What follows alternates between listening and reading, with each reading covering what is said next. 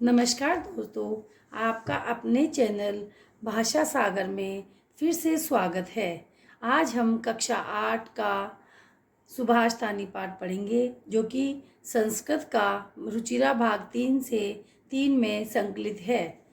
सुभाष तानी में सबसे पहले हम सुभाष तानी का अर्थ समझेंगे।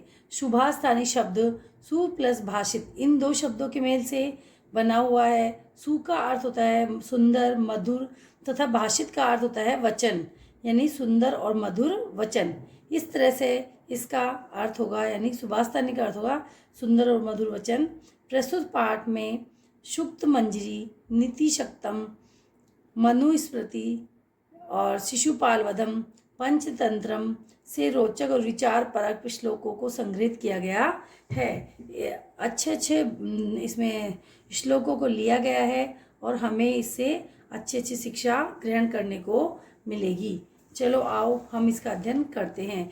सबसे पहले हम इस श्लोक को पढ़ेंगे, ठीक है, और फिर इसी में से हम इसका अर्थ निकालने की कोशिश करेंगे।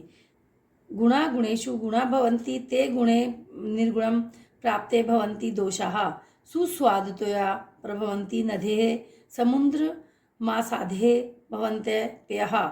मतलब इसमें बोल रहा है कि गुणा गुणेषु, गुणवान व्यक्ति में जो गुण होते हैं वो हमेशा गुण ही बने रहते हैं। और फिर ते निर्गुण प्राप्त है, और जब वो गुण निर्गुण में चले जाते हैं तो भवंती दोषा, वे दोष में बदल जाते हैं। इसको आसान शब्दों में अगली पंक्तियों में समझ सकते हैं।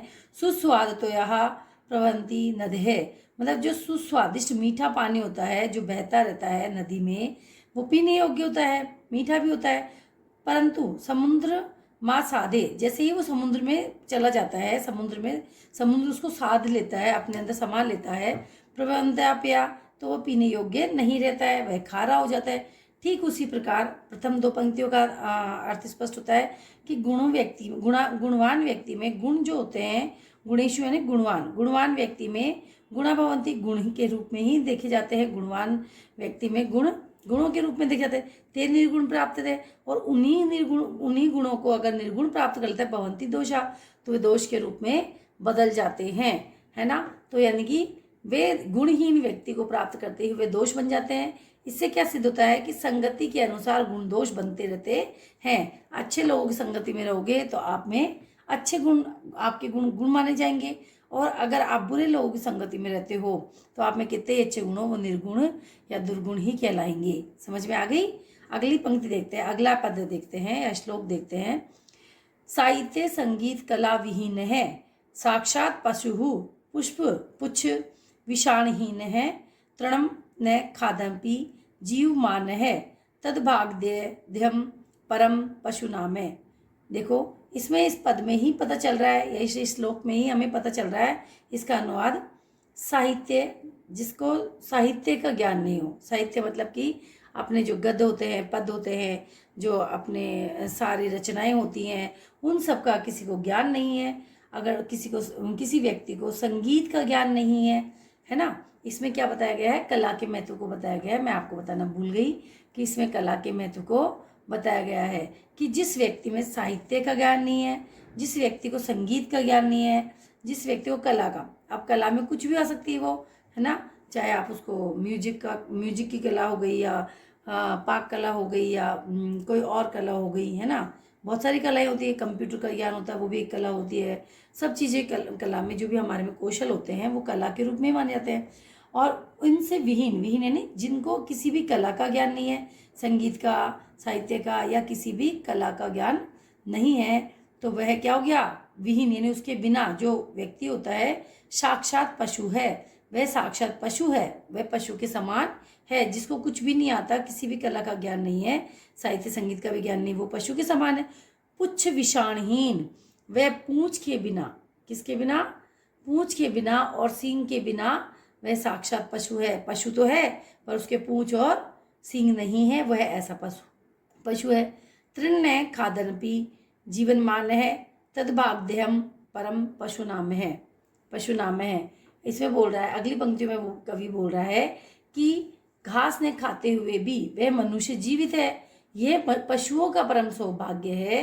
अर्थात यदि मनुष्य घास भी खाने लगता तो पशुओं को घास खाने के लिए प्राप्त नहीं होती। तृण न खादा पी, मतलब वो तृण नहीं खाता है, फिर भी ये जीवनमान, फिर भी वो जीवित रह रहा है।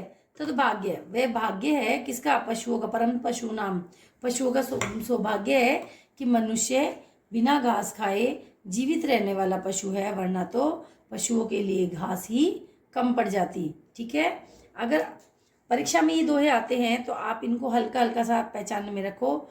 ये पहली लाइन जैसे पढ़ने में आ रही है, इससे इसको पूरा अर्थ पता चल रहा है। इसमें दूसरी लाइन पढ़ने में आ रही थी तो इससे सबका पूरे अर्थ का पता चल रहा है। तो परीक्षा में हमें एक दो हिंट ऐसे रखना पड़ता है कि हमें याद आ जाएगा कि हाँ, नदी का पहाड़, नदी और समुद्र का नाम आ गया तो ये इसका ये अर्थ होता है। वैसे तो एक एक शब्द में अर्थ पता चल जाता है, पर फिर भी आपको जानने के लिए, याद रखने के लिए आप हर दोहे में या श्लोक में कुछ अपने हिंट बना सकते हो पर्सनली, जिससे उसको आप याद करने में, आपको परीक्षा में याद करने में सहायता मिलेगी। तीसरा पद देखते हैं, तीसरे श्लोक देखते हैं। लुब्धस्य नश्यति यशः पिशुनश्य मैत्री नष्ट क्रियस्य कुलमर्थ परमस्य धर्मः विद्याफलम व्यसनिन कृपणस्य सौख्यम राज्य प्रमत सचिवस्य नराधिपत्यस्य। इसमें ही बोल रहा है कि जो लोभी व्यक्ति होता है उसके बारे में बताया गया, दुष्परिणामों के बारे में बताते हुए इसमें बताया गया है कि लोभी व्यक्ति का यश है ना, और चुगलखोर पिशुनश्य मैत्री नष्ट क्रिय कुल मर्थ परस्य धर्मे, मतलब चुगलखोर की मित्रता, और जो कर्महीन व्यक्ति है ना, कुलमर्थ परमस्य धर्म, और जो कर्महीन व्यक्ति है, निकम्मा व्यक्ति है, उसका कुल नष्ट हो जाता है। विद्या फलम व्यसनी, और जो लालची व्यक्ति होता है उसका धर्म नष्ट हो जाता है। धर्म में ये है ना यहाँ पे कि धन लालची, अर्थ परस्य धर्म में, मतलब जो धर्म का लालची होता है, स्वार्थी व्यक्ति होता है, उसका धर्म नष्ट हो जाता है। वैश्यनी विद्या फले, जो वैश्यनी होता है ना, जो मतलब गलत गलत शौक रखता है, उसकी विद्या का फल, जो उसका ज्ञान है, विद्या रूपी ज्ञान है, वो नष्ट हो जाता है। और कृपण यानी कंजूस, कंजूस का सौख्यम यानी सुख, कंजूस व्यक्ति का सुख नष्ट हो जाता है।